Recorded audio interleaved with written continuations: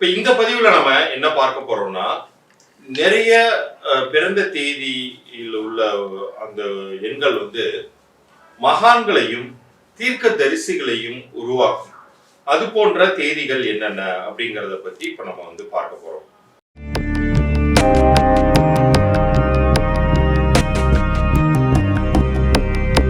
ரகசிய உண்மைகள் சேனல் நேயர்களுக்கு இந்திய நிபுணர் சதீஷ் ராவின் வணக்கங்கள். சென்ற பதிவுகள்ல உங்களுடைய ஆதரவு ரொம்ப அதிகமா இருந்துச்சு, மிக்க நன்றி. இந்த பதிவும் சுவாரஸ்யமா இருக்கும் போது நான் எப்போதும் சொல்வது போல நம்ம சேனலை சப்ஸ்கிரைப் பண்ணி அது ஸ்கிரீன்ஷாட்டோட என்னுடைய வாட்ஸ்அப் எண் இருக்கு, உங்க டேட் ஆஃப் பர்த் நேமோட அனுப்பும்போது உங்களுக்கான இலவச பொது பலன்கள் நான் அனுப்பிச்சு வைப்பேன். அதுல உங்க பெயர் எந்த அளவுக்கு பொருந்திருக்கு பொருந்தலைங்கிற தகவல்கள்லாம் சொல்ல போறேன். இது வியாபார பெயருக்குமே பொருந்தும். வியாபாரம் பண்ணிட்டு இருந்தீங்கன்னா வியாபார பெயர் அனுப்பலாம். பிறந்த குழந்தை இருந்தா குழந்தையுடைய பிறந்த தேதி நேரத்தை எனக்கு அனுப்பலாம். மறந்துடாம நம்ம ரகசிய உண்மைகள் சேனல் ஸ்கிரீன்ஷாட்டோட சப்ஸ்கிரைப் பண்ண ஸ்கிரீன்ஷாட்டோட அனுப்பிச்சு. இப்ப இந்த பதிவுல நம்ம பார்க்கக்கூடிய விஷயங்கள் முழுமையாக நீங்க பார்க்கணும். அப்பதான் வந்து உங்களுக்கு அதுல இருக்கக்கூடிய விஷயங்கள் புரியும். அந்த ரெக்வஸ்டோட இந்த பதிவை நம்ம ஆரம்பிப்போம். குறிப்பாக நம்ம பாரத தேசத்துல நம்ம வந்து இங்க வந்து இது ஒரு மிகப்பெரிய புண்ணிய பூமி. இங்க அவதரித்த நிறைய மகான்கள் வந்து உலகத்துக்கே வந்து வெளிச்சம் பாய்ச்சிருக்காங்க. அதுல நம்ம குறிப்பிட்டு சொல்லும்படியாக இருக்கக்கூடியவர் சுவாமி விவேகானந்தர். இப்ப அவருடைய தேதியின் அடிப்படையில பார்க்கும் பொழுது இந்த 3 அப்படிங்கிறது வந்து பெரும் பங்கு வகிக்குது. ஏன்னா அவருடைய தேதியிலேயே வந்து அவர் பிறந்த தேதியிலேயே வந்து அவர் எந்த மாதிரியான ஒரு நிலையை அடைய போகிறார், இந்த உலகத்திற்கே வழிகாட்டியாக இருக்க போகிறார் அப்படிங்கிறது நிரூபணம் ஆயிடுச்சு. 12 அப்படிங்கிறது வந்து குருவுக்கான எண், அவருடைய பிறந்த தேதி. இந்த குரு அப்படிங்கிறது வந்து எப்போதுமே நம்ம சொல்லும் போதே சொல்லுவோம், குரு பார்க்க கோடி நன்மை அல்லது குரு கடாட்சம் அல்லது குரு வாக்கு அப்படின்லாம் சொல்லுவோம். அந்த மாதிரி குரு வந்து எப்போதுமே சுப தன்மைகளோட அது வந்து ஒப்பிடப்படக்கூடிய ஒரு விஷயம் அது. ஸோ அது வந்து இந்த தேதிகள் 3, 12, 21, 30 இவர்கள் வந்து தப்பி தவறி கூட அடுத்தவர்களை வந்து ஒரு சாபமிட்டு பேசுவதோ அல்லது அவங்க வந்து ஃபெயிலியர் ஆயிடுவாங்க அப்படின்னு சொல்வதையோ வந்து தவிர்க்கணும். ஏன்னா அவர்களுடைய வாக்கு வந்து எப்போதுமே வந்து நல்வாக்காக மட்டுமே இருக்கணும். எப்போ வந்து அவங்க வந்து ரொம்ப நெகட்டிவா பேச ஆரம்பிக்கிறாங்களோ அப்ப அது வந்து அவங்களுக்கே அஃபெக்ட் பண்ணும் அப்படிங்கறத புரிந்து கொள்ளணும். ஸோ இந்த இடத்துல வந்து 3ஆம் எண் வந்து ரொம்ப ரொம்ப முக்கியமான ஒரு எண்ணாக எண்கள் ரீதியாக கருதப்படுகிறது. அடுத்ததாக 4ஆம் எண். இந்த 4 அப்படிங்கிறது வந்து ராகுக்குரிய எண்.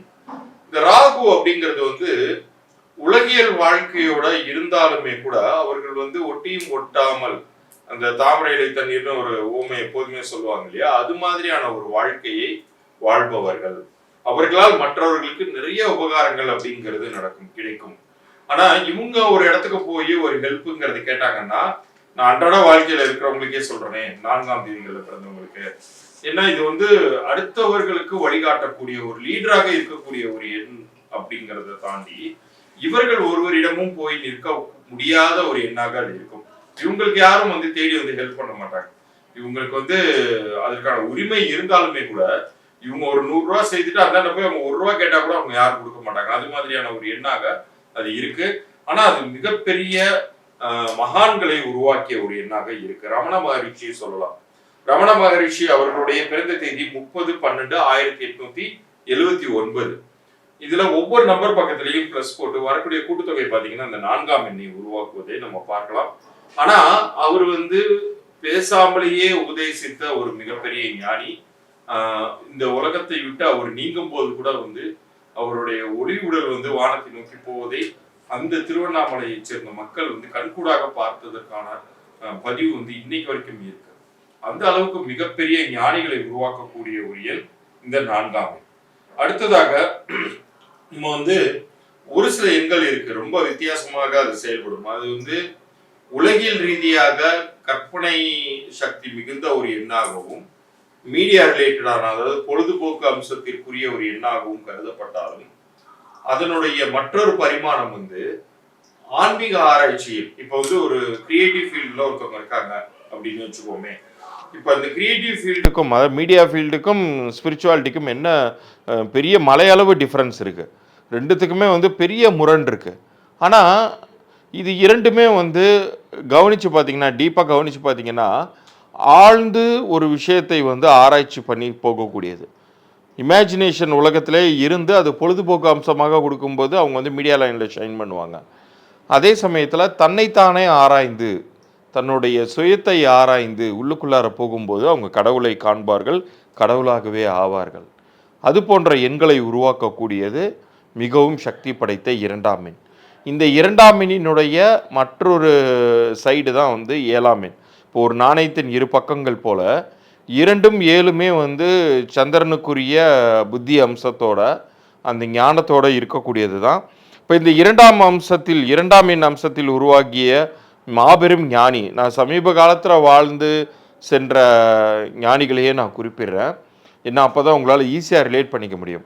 காஞ்சி மகா பெரியவருடைய தேதி அம்சம் பார்த்தீங்கன்னா 20ஆம் தேதியில் அவர் பிறந்தவர். அவர் வந்து சந்திரனுக்கான பூரண அந்த ஒரு மதிநுட்பத்தோடு பிறந்தவர். ஆனால் அதை வந்து அவர் வந்து உலக பொழுதுபோக்குக்காக அந்த மூளையை அவர் பயன்படுத்தியிருக்கலாம். ஆனால் இறைவன் அவருக்கு வைத்திருந்த திட்டமே வேறு. அவர் வந்து தன்னைத்தானே வந்து உணர்ந்து ஒரு மெஞ்ஞானியாக தன்னுடைய இறுதி காலம் வரைக்கும் அந்த 100 வயதை அவர் வந்து எட்டுவதற்குள் பெரிய மாற்றத்தை ஏற்படுத்தணும் அப்படிங்கிற ஒரு வைராக்கியத்தோடு வாழ்ந்து சென்ற மகான். அதே மாதிரி நம்ம இந்திய தேசத்துக்கு தேசிய கீதத்தை கொடுத்த ரவீந்திரநாத் தாகூர் அவர்களுடைய அந்த இன்னொரு அவருடைய தேதி வந்து 7ஆம் தேதி அவர் பிறந்த அம்சம். அந்த 7ஆம் தேதியின் தன்மையை பற்றி நான் இப்போ இந்த 2ஆம் எண் பற்றி சொல்லும் போதே நான் சொன்னேன் இல்லையா. ஸோ ஒவ்வொரு பிறந்த தேதிக்குள்ளார இவ்வளோ விஷயங்கள் இருக்குது. இப்போ இதை பார்த்து கொண்டிருக்கக்கூடிய நேயர்கள் கூட உங்களுடைய தேதிகளில் இந்த எண்கள் சம்மந்தப்பட்டிருக்கலாம். இப்போ நம்ம பேசிகிட்டு இருக்கும்போது 4ஆம் எண்ணை பற்றி பேசியிருக்கிறோம், 3ஆம் எண்ணை பற்றி பேசியிருக்கிறோம், 2ஆம் எண்ணை பற்றியும் 7ஆம் எண்ணை பற்றியும் பேசிகிட்டு இருக்கோம். ஸோ இது எல்லாமே இந்த உங்களோடையே நீங்கள் கனெக்ட் பண்ணி பார்த்துக்கலாம். ஸோ இந்த எண்கள் அனைத்திற்குமே வந்து ஒரு ஒற்றுமை என்ன இருக்குன்னா, அவங்க சொல்லக்கூடிய விஷயங்கள் வந்து நிறைய நடக்கும்.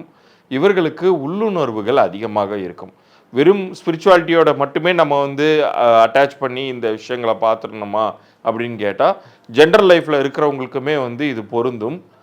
நீங்கள் ஏதாவது ஒரு வாழ்க்கையில் ஒரு காலகட்டத்தில் நீங்கள் உங்களை நீங்களே வந்து பெரிய அளவுக்கு நீங்கள் ஆராய்ச்சி பண்ணி உங்களுக்குள்ளார போவீங்க. அதை மற்றவர்களுக்கும் பயன்படக்கூடிய வகையில் ஒரு லீடர்ஷிப் குவாலிட்டிஸோடு நீங்கள் செயல்பட ஆரம்பிப்பீங்க. இதே மகாத்மா காந்தி அவர்கள், நம்ம இந்திய தேசத்தின் தந்தைன்னு அறியப்படக்கூடிய இன்றைக்கு வரைக்கும் போற்றப்படக்கூடிய மகாத்மா காந்தி அவர்களுடைய பிறந்த தேதி கூட 2ஆம் தேதி தான்.